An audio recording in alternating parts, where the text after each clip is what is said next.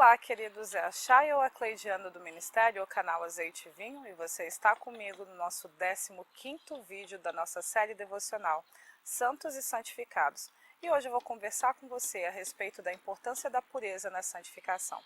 Para isso, eu quero que você leia comigo a carta de 1 João 3, dos versos 1 ao 3, que diz assim: Vede que com grande amor nos tem concedido o Pai, a ponto de sermos chamados filhos de Deus.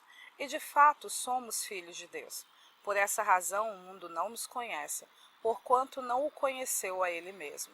Amados, agora somos filhos de Deus, e ainda não se manifestou o que haveremos de ser. Sabemos que quando Ele se manifestar, seremos semelhantes a Ele, porque haveremos de vê-lo como Ele é. E a si mesmo se purifica todo o que nele tem esta esperança, assim como ele é puro. Algumas coisas são perceptíveis na leitura desta passagem. A primeira delas, que João tinha total consciência que apesar de ele ainda não ter atingido toda a maturidade, todo o aperfeiçoamento dele, toda a perfeição dele, ele já era filho de Deus, certo? E isso é importante que você entenda, que a sua falta de maturidade não define a sua identidade como filho. E a outra coisa que nós percebemos nesse texto é que João deixa bem claro que é quando há uma manifestação de Deus é que você vai conseguir atingir a sua perfeição, que foi uma das coisas que eu conversei com vocês nos vídeos anteriores.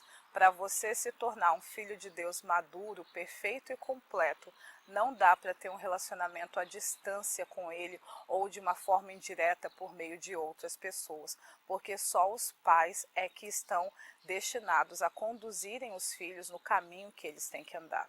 E aqui o apóstolo João deixa bem claro, quando Ele se manifestar, nos tornaremos semelhantes a Ele, porque haveremos de vê-lo exatamente como Ele é.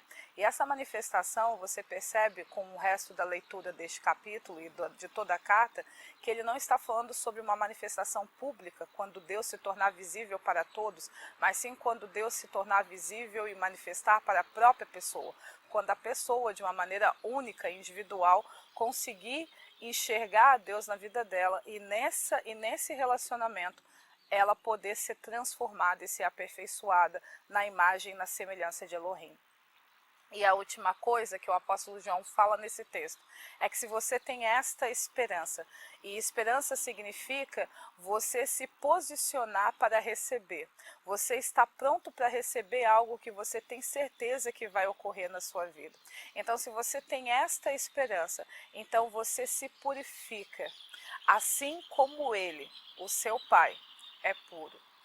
E o que significa pureza, né? Quando nós estávamos falando sobre sabedoria, sobre o temor do Senhor, né? Que a sabedoria, ela primeiramente é pura, nós já demos um dos significados da palavra pureza nas Escrituras, que é tudo aquilo que é livre de engano. Certo? Então, algo puro é que está livre de engano, que está livre de fantasia, que está livre de ilusões. Só que pureza não é apenas isso. Pureza também significa aquilo que não sofreu corrupção, aquilo que não foi maculado, aquilo que se mantém ou se preserva dentro do seu estado ou proposta original. Isso significa ser puro. Alguém que não está corrompido, alguém que não foi maculado, alguém que se mantém dentro do seu estado e propostas originais, por estar livre de engano e de corrupção. E aí, quando fala sobre um estado de purificação, então o que você tem que fazer? Você tem que começar a remover tudo que te corrompe, tudo que te macula, tudo que foi estabelecido na sua vida dentro de um parâmetro de ilusão, de fantasia e de engano, para você ser puro, assim como seus pais são puros. E existem, no mínimo, 3 tipos de pureza: a pureza do coração, a pureza das mãos e a pureza do caminho. A pureza do coração, que é descrito nas Escrituras, se refere de um espírito e de uma alma puros. A pureza das mãos, então, está se referindo à pureza das obras, das ações, daquilo que eu e você fazemos, porque mãos simbolizam isso. Nossas ações, E por último, existe, de acordo com as escrituras, a pureza do caminho. E o caminho, como você sabe, é o seu propósito, é a sua santidade, é a sua trajetória de vida, é o que você faz com a sua vida.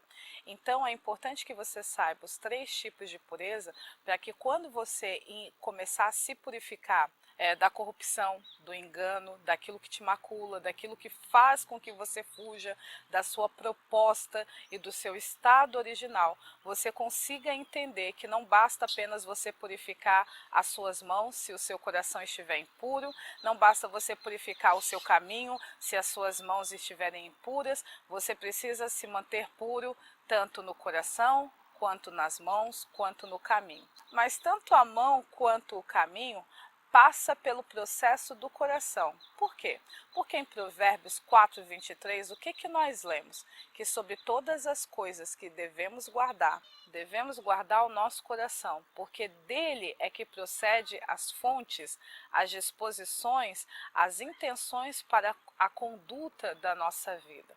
Então, por meio do coração, se eu manter o meu coração puro, eu também vou manter puro o meu caminho e eu também vou manter puro as obras das minhas mãos. E quando estudamos os textos sagrados, o que nós vemos?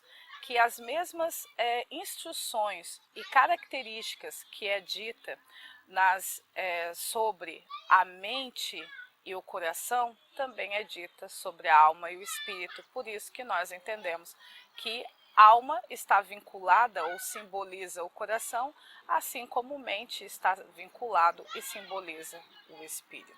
E dentro do nosso coração nós guardamos tesouros.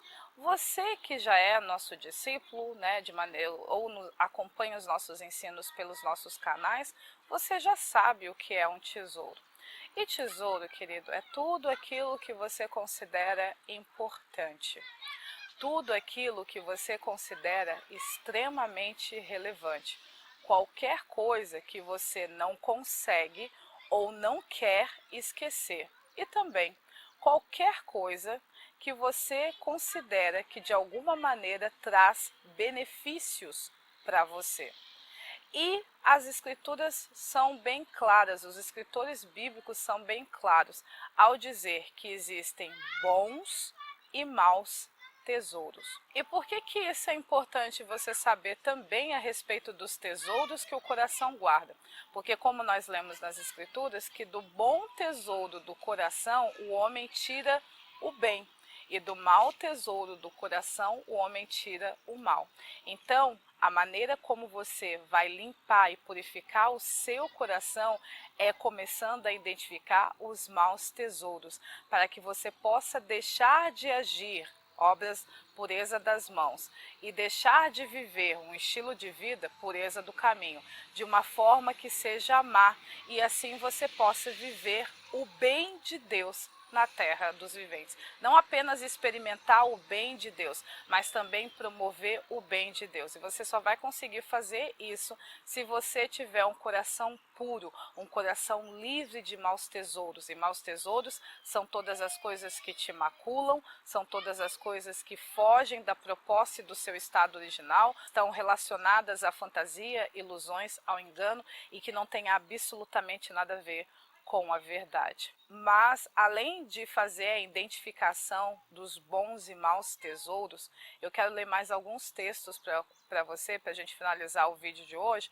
para que possa te ajudar também a entender que o processo de purificação não passa apenas por uma identificação de um tesouro ruim e de um tesouro bom, mas você também, depois de identificar, precisa dar um próximo passo, que é o seguinte. O primeiro texto que eu quero ler com vocês se encontra em Salmo 119, versículo 9, que diz assim: com que purificará o jovem o seu caminho, observando-o conforme a tua palavra. E o outro texto, e eu quero ler só a primeira parte com vocês, se encontra em 1 Pedro 1:22, que diz assim: purificando as vossas almas pelo Espírito na obediência à verdade. Então, querido, mais do que você entender que a pureza das mãos e do caminho começa pela pureza do coração. Mais do que você entender que o que contamina o seu coração é o mau tesouro, são coisas que você considera importantes, relevantes, que você não consegue ou não quer esquecer, são coisas que para você traz algum tipo de benefício, mas que não é o que Deus considera verdadeiramente bom, e por isso, por mais que você queira, você não consegue tirar o bem, porque você está baseando as suas ações, as suas convicções, as suas interpretações da vida dentro de uma fantasia, dentro de um engano. Você, depois de identificar esse mau tesouro, de perceber que ele não tem nada a ver com a realidade, a verdade de Deus para a sua vida, você deve purificar a sua alma. De que maneira? Obedecendo a verdade. E a obediência, querido, ela é mais que um discurso. A obediência, ela é uma ação prática. Uma das coisas que eu falo, tanto para os meus filhos quanto para os meus discípulos, que você não pode tardar-se em arrepender. Quando você é confrontado pela verdade, quando alguém ministra na sua vida aquilo que está correto, quando alguém pega e diz ajuda você a identificar. E eu falo quando alguém, certo? E esse alguém pode ser Deus, como pode ser o enviado de Deus, ok? Então, quando alguém diz para você a verdade, te levando a identificar o que está te corrompendo, o que está te desviando da tua proposta original, o seu arrependimento tem que ser imediato. Os seus processos de arrependimento, as suas posturas para se arrepender, ela precisa ser imediata. Por quê? Porque quando você se demora para mudar o seu coração, você se demora para mudar a sua mente e você se demora para tomar as ações corretas dentro desse ambiente incorreto, você faz com que a sua alma entenda que aquela mentira, que aquele engano, que aquela mácula deve ser preservada, porque se você está demorando para eliminar, significa que na realidade você não quer romper nisso. Então, querido, a obediência, ela é um processo prático, e para você se purificar, ela precisa não ser apenas um efeito prático, ela também tem que ter um efeito imediato. Assim que você é confrontado com a verdade, você já tem que se arrepender. E aí você pode chegar mais Chaya, como identificar a verdade? Você busque ao Senhor. Por você já ser filho de Deus, você consegue reconhecer, se você ter o hábito, certo, querido? Não é aquela pessoa que um dia teve um encontro com Deus há 5 anos atrás, e aí não é essa, vem de uma prática de vida diária, vem de um relacionamento diário, mas assim, ó, eu não tenho relacionamento diário com Deus. Às vezes eu só leio a Bíblia quando eu vou nos cultos. O que eu devo fazer? Você deve orar sobre o assunto e pedir para Deus um prazo para poder te mostrar se aquele confronto, se aquilo que foi dito para você foi verdade ou não. E o prazo tem que ser mínimo. Mínimo é até 30 dias. Porque Deus não leva mais de 30 dias para dar uma resposta para alguém, até porque Deus tem tanta urgência, tem tanta pressa para que você se purifique e se torne puro como Ele é puro, que Ele não vai levar 1 ano, 2 anos, 3 anos para te dar uma resposta para você entender sobre isso. O que muitas vezes acontece da pessoa ter a impressão de que Deus demorou para responder, são baseado em 2 situações, geralmente, que eu percebo. A pessoa não tratou a palavra que foi dada para ela como relevante, então tinha dias que ela buscava Deus para saber sobre isso e tinha outros dias que ela não buscava. Então, se você não considera aquela palavra relevante, Deus também não vai perder o tempo dele para tentar te explicar. E a outra coisa é porque a pessoa, ela estava acreditando num ambiente de dificuldade, que é o quê? Tudo que tem a ver com Deus é sempre difícil conseguir. Sabe o que aconteceu lá com o povo de Israel? Porque eles achavam que manter-se em santidade era uma coisa muito difícil, manter aquele padrão de relação com Deus era uma coisa muito difícil. Então, essa mentira de que se relacionar com Deus, de ouvir a Deus é muito difícil, isso daí é uma mentira antiga que Satanás conta. E essa visão de dificuldade acaba fazendo com que você atrapalhe a velocidade de Deus para te dar as respostas. E com isso eu encerro o vídeo de hoje e até o nosso próximo vídeo.